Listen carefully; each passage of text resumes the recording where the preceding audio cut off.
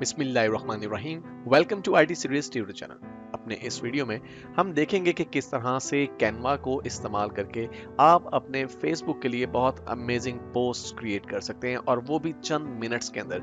तो आइए वीडियो का आगाज करते हैं। सबसे पहले आपको अपने ब्राउजर में canva.com वेबसाइट को विजिट करना है। कैनवा एक ऐसी वेबसाइट है जो कि आपको बहुत से फ्री और पेड टेम्पलेट्स प्रोवाइड करती है, जिन्हें आप बहुत आसानी के साथ मॉडिफाई कर सकते हैं, अपने खुद के इमेजेस, अपने खुद का टेक्स्ट यहाँ पर ऐड कर सकते हैं।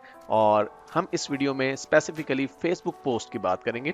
तो जो ही आप इस साइट को ओपन करते हैं, सबसे पहले आपको लॉगिन होना होता है। आप लॉगिन हो सकते हैं यूजिंग योर फेसबुक अकाउंट, या फिर आप अपने गूगल अकाउंट की मदद से लॉगिन हो सकते हैं। तो मैं गूगल अकाउंट को सिलेक्ट करता हूं और यहाँ पर मेरे पास जितने भी गूगल अकाउंट्स लॉग्ड इन है मेरे इस ब्राउजर के अंदर, उनकी लिस्ट मेरे पास डिस्प्ले हो जाएगी और उसमें से मुझे वो अकाउंट सिलेक्ट करना है जिसकी मदद से मैं लॉगिन होना चाहता हूं। तो इस अवेलेबल लिस्ट में से मैं अपने अकाउंट को सिलेक्ट कर लेता हूं जिसे इस्तेमाल करते हुए मैं लॉगिन होना चाहता हूं। लीजिए, मैं कैनवा में लॉगिन हो चुका हूं। अब मुझे चूंकि एक फेसबुक पोस्ट क्रिएट करनी है और ये पोस्ट एक्चुअली फादर्स डे के हवाले से है, तो इसके लिए मुझे करना यह है कि आप देख रहे हैं क्रिएट अ डिजाइन के अंदर आपको मुख्तलिफ कैटेगरीज दिखाई गई हैं कि आप क्या चीज क्रिएट करना चाहते हैं। फॉर एग्जांपल, आप एक पोस्टर बनाना चाहते हैं या आप एक लोगो क्रिएट करना चाहते हैं। हम यहाँ से सोशल मीडिया के ऑप्शन को सिलेक्ट कर लेते हैं और यहाँ पे फेसबुक पोस्ट का ऑप्शन मौजूद है, मैं इसे सिलेक्ट कर लेता हूँ। ऐसा करने पर कैनवा एक न्यू टैब के अंदर हमारे पास एक इंटरफेस ओपन कर देता है, जहां पे आपको बहुत से टेम्पलेट्स लेफ्ट साइड पे दिखाए गए हैं। आप इन टेम्पलेट्स में से किसी भी टेम्पलेट का इंतखाब कर सकते हैं।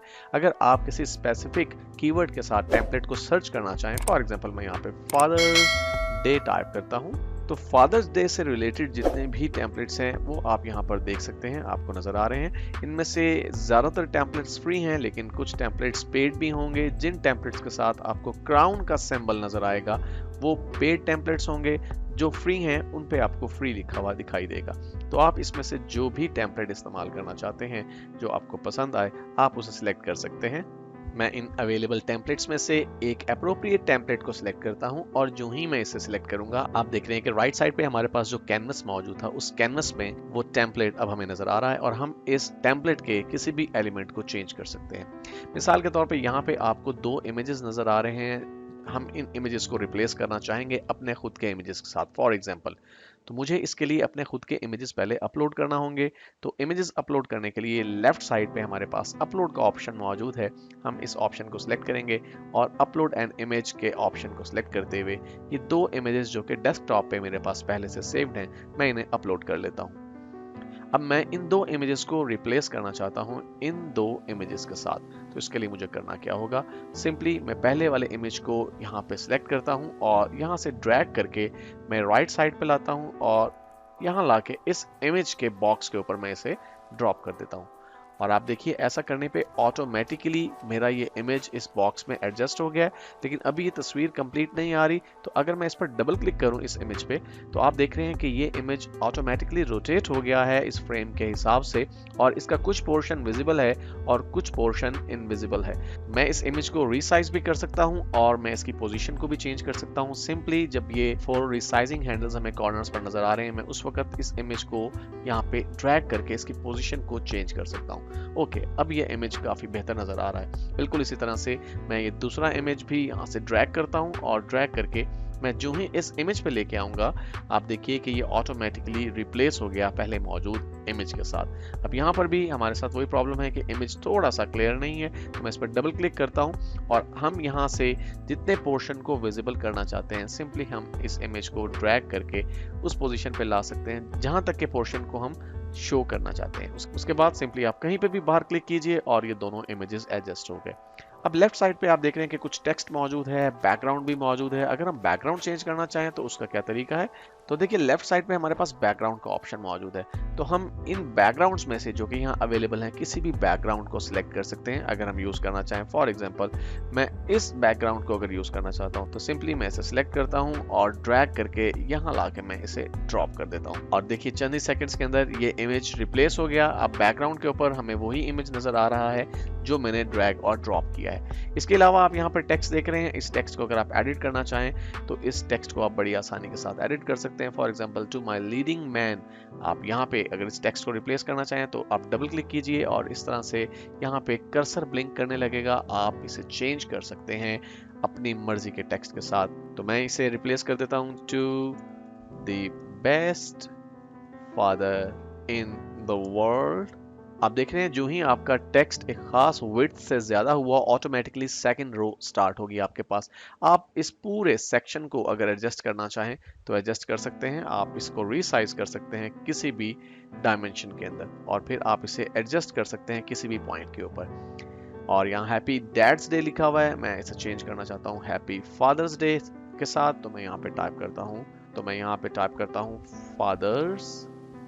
और यहाँ पर आप देख रहे हैं कि फादर का जो वर्ड है ये पूरा नहीं आ रहा, हम इस टेक्स्ट को थोड़ा सा चेंज करना चाहते हैं, इसके साइज को। तो मैं इसे सिलेक्ट करता हूँ और यहाँ पे टॉप पे आपको फॉन्ट साइज नजर आ रहा है, तो 78.4 की बजाय मैं कुछ छोटा फॉन्ट यहाँ से सिलेक्ट कर लेता हूँ। लेट से मैं 72 फॉन्ट साइज को सिलेक्ट करता हूँ। 72 पे भी ये पूरा नहीं आ रहा, तो मैं मजीद छोटा फॉन्ट यहाँ पे यूज कर लेता हूँ और हम यहाँ पे 68 फॉन्ट साइज का इस्तेमाल करके देखते हैं कि क्या 68 फॉन्ट साइज के साथ ये फादर्स का वर्ड पूरा आ रहा है। अगर अब भी ये एडजस्ट नहीं हो रहा तो आप इस बॉक्स की विड्थ को एडजस्ट भी कर सकते हैं, जिससे ये फादर्स का वर्ड पूरा एक ही लाइन में आपको नजर आ रहा है, उसी फॉन्ट साइज के साथ जिसमें ये पहले हमें पूरा नजर नहीं आ रहा था।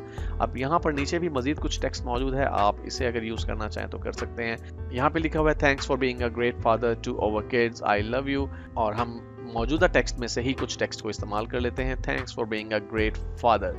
और यहाँ तक के टेक्स्ट को हम यूज करना चाहते हैं। अगर आप अपने फॉन्ट के कलर को चेंज करना चाहें तो चेंज कर सकते हैं। सिंपली आपने फॉन्ट को सिलेक्ट करना है और सिलेक्ट करने के बाद आप देख रहे हैं कि टॉप पे आपको टेक्स्ट कलर का ऑप्शन दिया गया है, जहां से आप कोई भी टेक्स्ट कलर सिलेक्ट कर सकते हैं। कुछ स्वेचेस दिए गए हैं, इनमें से आप कोई स्वेच यूज करना चाहें तो कर सकते हैं, अदरवाइज आप अपना खुद का कोई कलर हेक्साडेसिमल वैल्यू से क्रिएट कर सकते हैं। तो मैं यहाँ पे फिल वक्त व्हाइट कलर का ही इस्तेमाल करना चाहता हूँ, लेकिन इस वक्त जो कलर यूज हो रहा है वो एग्जैक्टली व्हाइट नहीं है, तो मैं इसके एग्जैक्ट व्हाइट वैल्यू को यहाँ से सिलेक्ट कर लेता हूँ। इसके बाद आप देख रहे हैं कि लेफ्ट टॉप कॉर्नर के ऊपर एक्चुअली इसमें एक इमेज मौजूद है, जो कि यहाँ पर इस तरह से कुछ दिखाई दे रहा है। तो आप इस इमेज की पोजीशन को अगर चेंज करना चाहें या इसे आप मजीद कॉर्नर में लेके जाना चाहें, या इवन आप इसे अगर डिलीट करना चाहें तो सिंपली आप इसे डिलीट कर सकते हैं। और सिर्फ इतना ही नहीं, आप अपनी पोस्ट के अंदर अगर मजीद एलिमेंट्स को ऐड करना चाहें, जैसा कि आप देख सकते हैं लेफ्ट साइड पे आपके पास एलिमेंट्स का ऑप्शन मौजूद है, तो यहाँ पे बहुत से फ्री एलिमेंट्स मौजूद हैं जो कि आप ऐड कर सकते हैं। फॉर एग्जांपल डिफरेंट शेप्स हैं जिनका आप इस्तेमाल कर सकते हैं।